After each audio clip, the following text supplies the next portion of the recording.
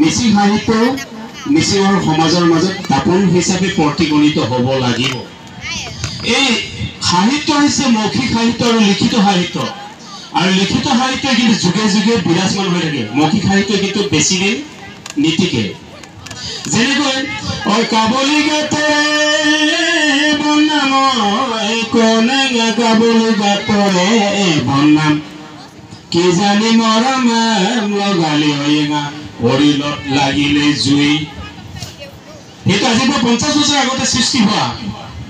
যেতিয়া খামলি ঘাট পাৰ হ'ব নোৱাৰি গহপুৰৰ পিছলা মুখৰ ল'ৰা ছোৱালীহাল পলাই আহি যেতিয়া খামলি ঘাটত ধৰিলে, ধৰাৰ পিছত যেতিয়া দুইজনক দুফাল কৰিলে, এজনক ইফালে লৈ গ'লে, এগৰাকী ছোৱালীজনী ইফালে লৈ গ'ল নিজৰ নিজৰ ঘৰলৈ, সেই দুখতে সেইটো গীত সৃষ্টি হৈছিল।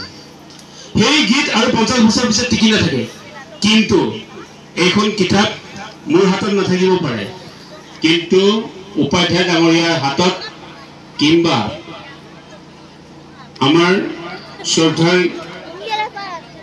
নিতুল বৰাদাৰ হাতত থাকিব পাৰে, সযত্নে ৰাখিব। এই সাহিত্য কিন্তু সদায় জীৱিত হৈ থাকিব। তাৰপিছতে সাহিত্য হৈছে আমাৰ ঐনিতমবিলাক। সাহিত্য হৈছে মৌখিক সাহিত্য বিলাক আমাৰ কামানবিলাক। বাপি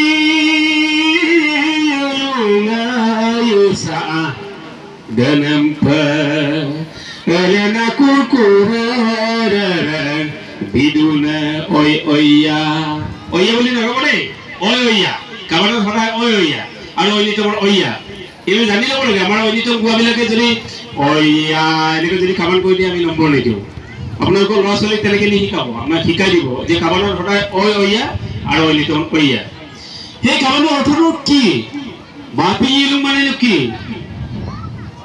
শুকুলা ডাৱৰে উজনিলৈ হিমালয়লৈ যেতিয়া গতি কৰিব তেতিয়া জানিব বৰষুণ দিব, আৰু বৰষুণ যেতিয়া দিব শস্য শ্যামলা হ'ব। তাৰ বাবে আমাৰ ফাগুন মাহৰ প্ৰথম বুধবাৰটোত শস্য সিঁচাৰ দিন। এটা আলি আই লৃগাঙৰ কথা কৈছো সেই গীতটো। তাৰপিছত কৈছে এলেনে কুৰকুৰে ৰাৰে বিৰে। কুৰকুৰ মানে কি? কুৰকুৰ এবিধ চৰাই আছে, চাবচোন। ৰাতিপুৱা মানে যেতিয়া কুকুৰা কাক দিব তাৰ আগে পিছে সেইটো মাত দিয়ে। আৰু তেতিয়া জানিব যে ফাগুন মাহ আহিছে, তাৰ মানে বসন্ত আহিছে। বসন্তৰ আগমনৰ আপুনি কি আপুনি কচু জাতীয় আপোনাৰ আদা মায়ং আলি আনচিঙালি ৰুব পাৰে। এইটো সুযোগ, এইটো ঋতু। সেই কথাবিলাক নজনাই আমি গীত গাই আছো। এই মৌখিক সাহিত্য এটা সময়ত নাইকিয়া হ'ব, কিন্তু লিখিত সাহিত্য সদায় জীৱিত হ'ব। আৰু লিখিত সাহিত্যৰ একমাত্ৰ মাধ্যম হৈছে গ্ৰন্থ, কিতাপ। এটা প্ৰথম পইণ্ট। মই লিখিত সাহিত্য হৈছে সাহিত্যই জাতিৰ দাপোন যদি হয়, জাতিটোক জানিবৰ কাৰণে জাতিটোৰ লোকজীৱনৰ সাৰ্বিক ছবি উপস্থাপন কৰিবৰ হ'লে, লোকজীৱনৰ সাৰ্বিক ছবি জানিবলৈ হ'লে দাপোনটো হৈছে মাত্ৰ লোকসাহিত্য। লোকসাহিত্য জানিব। লোকসাহিত্য কি কি? লোককথা, এই সাধু কথাবিলাক। লোকগীত, লোকগীত কিবোৰ? ঐনিতম, কাবান, চেল্লয়া, লেৰেলি নিতম, কণী নাম ইত্যাদি ইত্যাদি। হ'ব 1 নম্বৰ পইণ্ট। 2 নম্বৰ পইণ্ট হৈছে গ্ৰন্থ। এইখনক স্মৃতি গ্ৰন্থ বুলি কয়। গ্ৰন্থ মানে কি? গ্ৰন্থ মানে কিতাপ বুলি নক'ব। গ্ৰন্থ মানে গাঁঠি থকা, য'ত গাঁঠি আছে, য'ত বান্ধা আছে, যিটো খুলিব নোৱাৰে আপুনি। কিন্তু খুলিবৰ বাবে আপোনাৰ কি হ'ব লাগিব? নলেজ থাকিব লাগিব, জ্ঞান বৃদ্ধি হ'ব লাগিব, জ্ঞান জানিব লাগিব। আৰু যেতিয়া জ্ঞানী হ'ব তেতিয়া ইয়াৰ কিতাপৰ মাজত থকা শব্দবিলাকৰ ব্ৰহ্ম শব্দবিলাকৰ গাঁঠিবিলাক খুলিব জানিব। আৰু খুলিব জানিলে কি হ'ব? আপুনি জ্ঞানী হ'ব।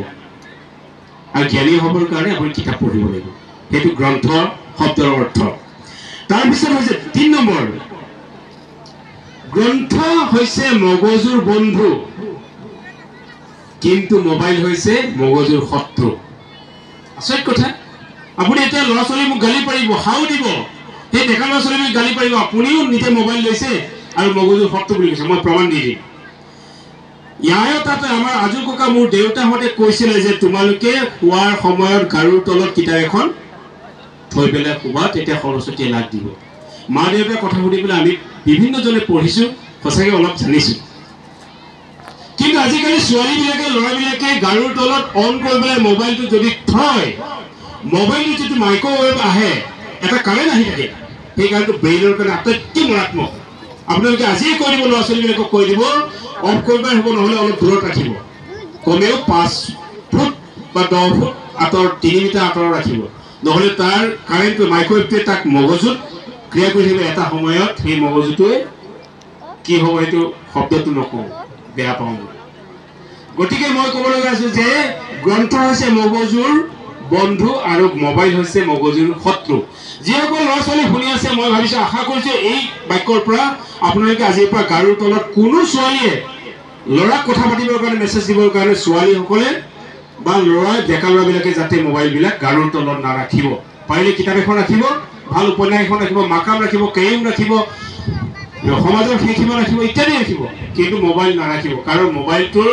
যেটো মাইক্ৰৱেভ আহি থাকে এটা কাৰেণ্ট আহি থাকে এই কাৰেণ্টটোৱে ব্ৰেইনটোৰ চেলবিলাক খাই দিয়ে 3 নম্বৰ পইণ্ট 4 নম্বৰ পইণ্ট হৈছে কিতাপৰ ভিতৰত আজিকালি ভগৱান সোমাই থাকে মঠ মন্দিৰত নাথাকে নামঘৰত নাথাকে প্ৰমাণ দেখুৱাই দিম মই প্ৰমাণ দেখুৱাই দিলে আপোনালোকে মানিব মই চাই সকলো নকওঁ প্ৰমাণ দেখুৱাই দিম মই সিদিনা যে আপোনালোকে যদি ভালকে টিভিবিলাক চাইছে সিদিনা মণিপুৰৰ যে ৰেপ কৰিলে ছোৱালীটো যে হয় নহয় উলংঘ কৰি পেলাই যে লৈ ফুৰিছিলে বহুত ডেকা ল'ৰাই ৰেপ কৰিছিলে সেই ৰেপ কৰা ডেকা ল'ৰাবিলাকে ৰাতি গৈ পেলাই টকা 20,000 দি পেলাই এখন গীৰ্জাত নামঘৰত সোমাই পেলাই সেৱা কৰিছিলে যে আমাক আশীৰ্বাদ দিব লাগে আমি ভাল কাম এটা কৰিম গম নাপায় গীৰ্জাৰ পূপে গম নাপায় তথাস্থ বুলি কৈ দিলে তোমালোকৰ মনোবাঞ্ছা পূৰণ হ'ব লাষ্টত ৰাতিপুৱা ৰাতি আহি পেলাই তেওঁলোকে সেই ছোৱালী দুজনী ৰেপ কৰি পেলাই মাৰি পেলালে নামঘৰত আজিকালি ডকাইতবিলাকে সেৱা কৰে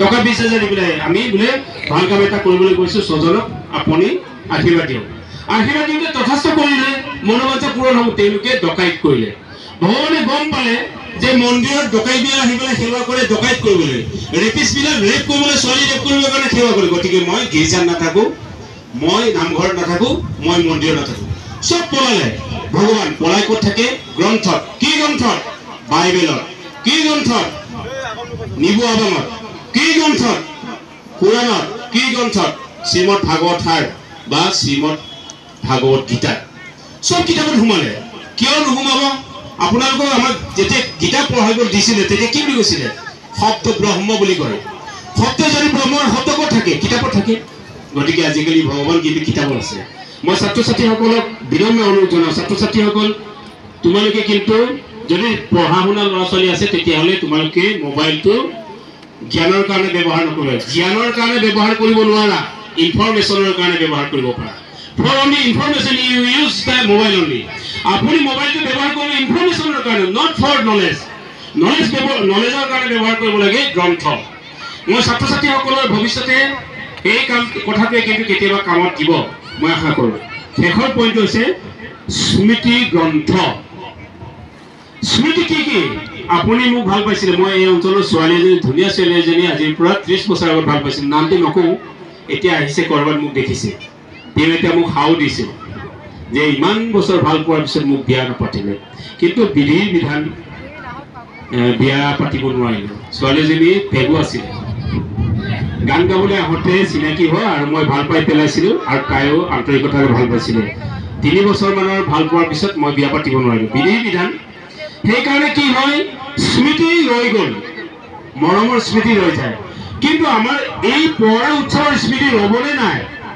ক'ত ৰ'ব 10 বছৰ পিছত সকলো আপোনালোকে পাহৰি পেলাব নিগম বৰা ডেকা বৰা তিৰি বৰা কিবা বৰা বৰানী চব পাহৰি পেলাব আপোনালোকে কাজিয়া কৰিব কিন্তু এখন কিতাপত ধৰি ৰখা হ'ব এখন কিতাপত ধৰি ৰখাব 10 বছৰ পিছত বিচাৰিব এই নিগম বৰাজন মৰিলে তেওঁ এটা আমি কনডলেন্স কৰিব লাগে আমি কবা পাতিব লাগে গতিকে তাৰ ফটোটো ইয়াত বিচাৰি পাব গতিকে এডিটৰে কৈছে মোক ৰিপন দলে ডাঙৰে কৈছে যে বহুত ধুনীয়া কথা এটা কৈছে মই যেটো কৰিছিলোঁ আজিৰ পৰা 10 বছৰ আগতে মই সম্পাদন কৰিছিলোঁ মোৰ গাঁওখনত যেটো পঢ়া উৎসৱ হৈছিলে আৰু নামে পাথৰিছো পঢ়াগে দিছিলোঁ তাৰ আমি কি কৈছিলোঁ আজিৰ যেটো ছবি আছে আজিৰ ফটোবিলাক আপোনালোকক ল'বলৈ দিছিলোঁ ফটোবিলাক লৈ পেলাই কিতাপখনত এনগেজ কৰি থৈছিলোঁ আৰু 10 বছৰ পিছত কিন্তু সঁচাকৈ স্মৃতি হৈ আছে তেখেতে কৈছে ৰিপন দলে ডাঙৰে কৈছে যে কিতাপখন এনেকুৱা হ'ব আজি মাত্ৰ 2খন স্মৃতি গ্ৰন্থ আনুষ্ঠানিকভাৱে উন্মোচন কৰা হ'ব আৰু 10 দিন বা 15 দিনৰ পিছত আপোনালোকে ইয়াৰ মাজত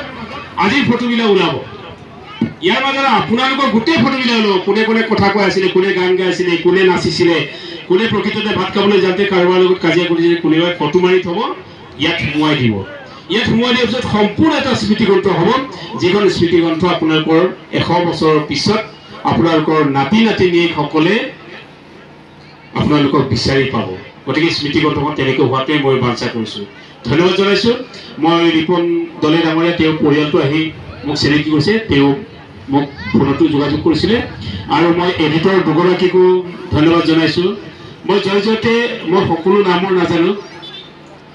এই সমিতিৰ উদযাপন সমিতিৰ সভাপতি সম্পাদক সদায় ফোন কৰি খা খবৰ লৈ থাকে। তেখেতসকলে যাতে দীৰ্ঘায়ু হওক, তেখেতসকলৰ জীৱন যাতে পৰাগৰ স্মৃতিয়ে তেখেতসকলক যাতে আনন্দ দিয়ক। আজি মই ভাবিছোঁ পৰাগ যোৱাৰ পিছত আপোনালোকে এসপ্তাহমান আপোনালোকৰ তৰ্ক বিতৰ্ক হৈ থাকিব। কিন্তু আমাৰ হৈছিলে, আপোনালোকৰ হ'ব নাই নাজানো। তৰ্ক বিতৰ্ক, আমুকে বোলে মাংস বেছি খালে, কোনোবাই চুৰ কৰিলে মাংস, কোনোবাই আমুক ক'লে, কোনোবাই চকীখনত ভালকৈ বহিব নিদিলে, যে জ্যেষ্ঠজনক বহিব নিদিলে অমীয় চিনেমাৰ নিচিনা কনিষ্ঠজনৰ আগত বহিলে, তেনেকুৱা কাজিয়া হ'ব পাৰে। কিন্তু সেইবোৰ যিজনে হজম কৰিব পাৰিব, এমাহৰ পিছত কিন্তু সেইটো কিন্তু মিঠা ফল হ'ব। শিক্ষাৰ ঘাই শিপাডাল তেনেই তিতা, কিন্তু ইয়াৰ কিন্তু ফল সদায় মিঠা। ইয়াৰ এমাহৰ পিছত ইয়াৰ স্মৃতি কিন্তু আপোনালোকক খুলি খুলি আনন্দ দিব। সেই মানুহজন সৰু ল'ৰাটো এনেকুৱা কথা কৈছিল, কিন্তু শুনোতে কিন্তু বেয়া লাগিছিলে। কিন্তু সঁচা কথা এটামান কৈছিল, 5টা পইণ্ট কৈছিলে। কিয় 5টা পইণ্ট কৈছে? পৰে উৎসৱটো 5 দিন পাতিছে আপোনালোকে। 5 শব্দটো যথেষ্ট অৰ্থ আছে। আপোনাৰ দেহাটো পঞ্চভৌতিক দেহা। আপোনালোকে যদি গীতা পঢ়িছে, আপোনালোকে ভাগৱত পঢ়িছে, কীৰ্তন পঢ়িছে, জানিব। মই চব কথা কৈ নিদিওঁ, পঞ্চভৌতিক দেহা। ইমান নাজানো। আপুনি বিজ্ঞান যদি পঢ়িছে, তেতিয়াহ'লে আপোনালোকে ছাত্ৰ ছাত্ৰীবিলাকে কি বুলি কৈছিলে? পঞ্চ ইন্দ্ৰিয়, পঞ্চ কৰ্মেন্দ্ৰিয়, পঞ্চ জ্ঞানেন্দ্ৰিয়। আপোনাৰ দেহাটো 5টা জ্ঞানেন্দ্ৰিয় আছে, 5টা কৰ্মেন্দ্ৰিয় আছে, 5। আৰু মিচিংসকলে অনাদিকালৰ পৰা 5টো মানি আহিছে। চাব আপুনি, মানুহ মৃত্যু হয় 5 দিনতে আমি সুচি হয়। তেতিয়াৰ পৰা এতিয়া কিবা পৰিৱৰ্তন হৈছে। আৰু আমাৰ যেতিয়া আলি আই লৃগাং উদযাপন কৰে 5 দিন কৰে, আৰু পৰাগো 5 দিন কৰে।